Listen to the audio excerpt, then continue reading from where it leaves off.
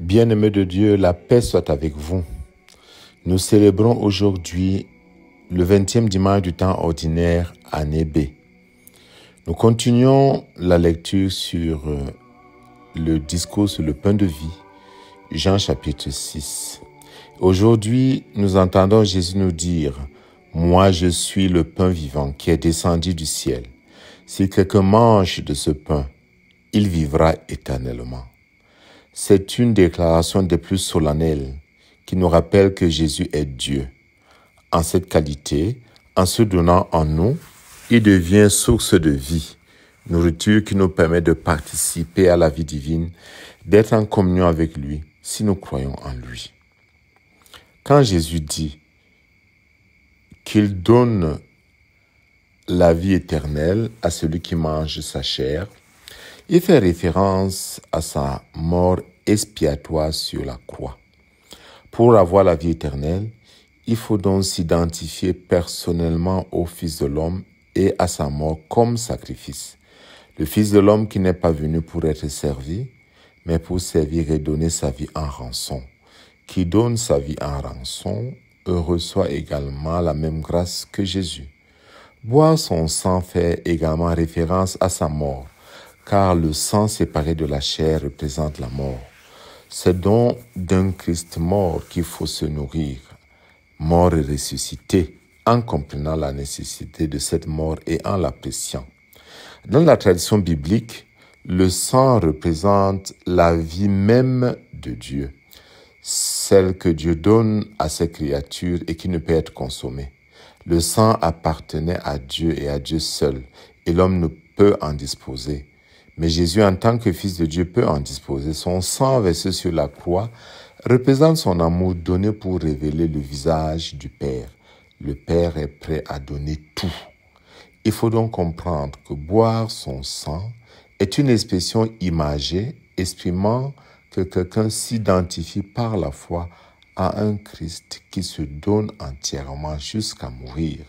C'est reconnaître son propre état de pécheur dans la mort du Christ et s'approprier par la foi la vie du Christ en échange de notre vie de pécheur. La première lecture du livre de Proverbes nous adresse un appel pressant. « Venez manger mon pain, buvez le vin que j'ai préparé. » C'est Dieu lui-même qui parle à son peuple et qui l'invite à se nourrir de sa parole et de son amour, de sa vie divine. C'est une sagesse, parce que dans la Bible, la sagesse est personnifiée.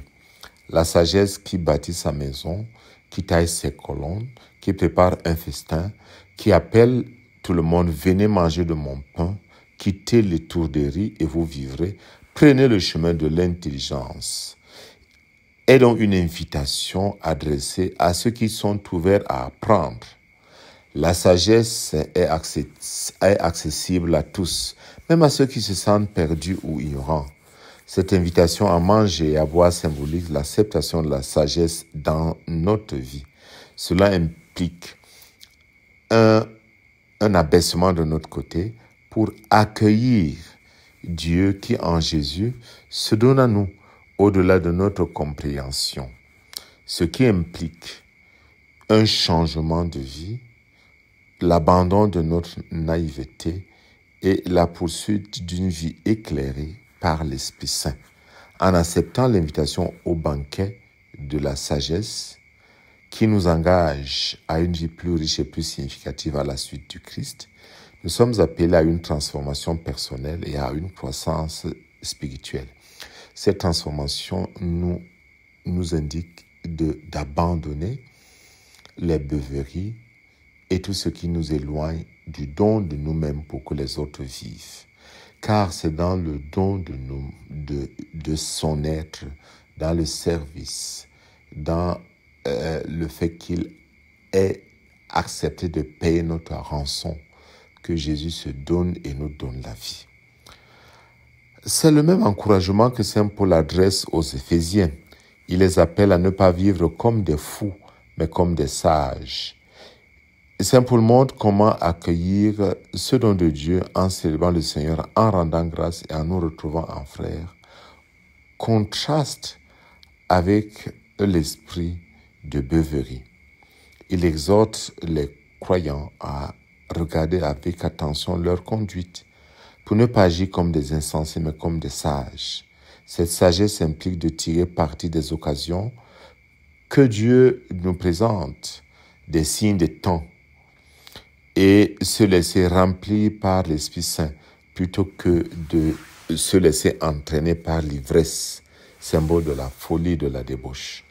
Ainsi, la sagesse est associée à une vie éclairée par la volonté de Dieu, tandis que la folie de nos choix mène à une vie qui est destructive.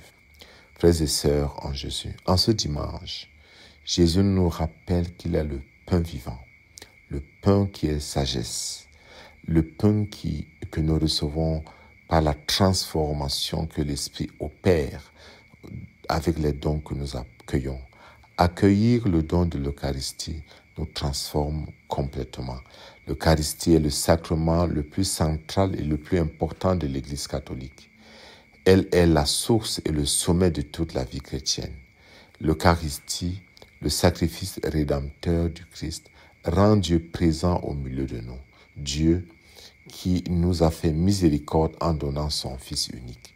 En participant à la messe, le croyant marche sur un chemin de miséricorde.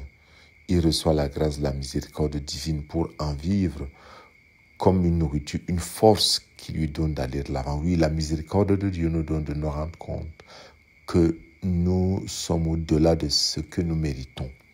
L'Eucharistie est une prière de louange, d'action de grâce, adressée à Dieu pour chanter ses merveilles, proclamer sa grandeur et glorifier sa puissance libératrice.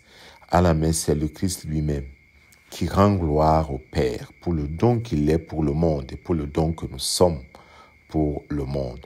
Nous devons donc laisser jaillir l'admiration et l'émerveillement pour ce que nous vivons dans l'Eucharistie, sacrement de la présence du Seigneur.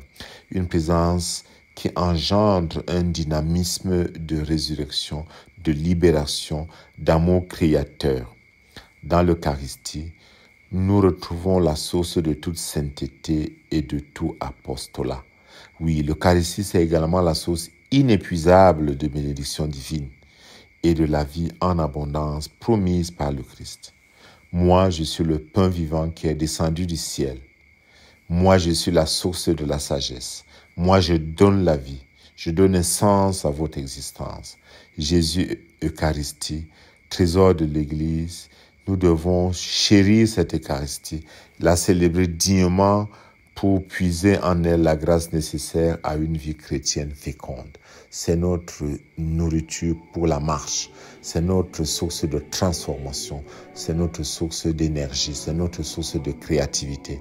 Puisse le Seigneur nous donner de vivre tous les jours de mieux en mieux la grâce de l'Eucharistie et qu'il vous bénisse au nom du Père et du Fils et du Saint-Esprit. Amen.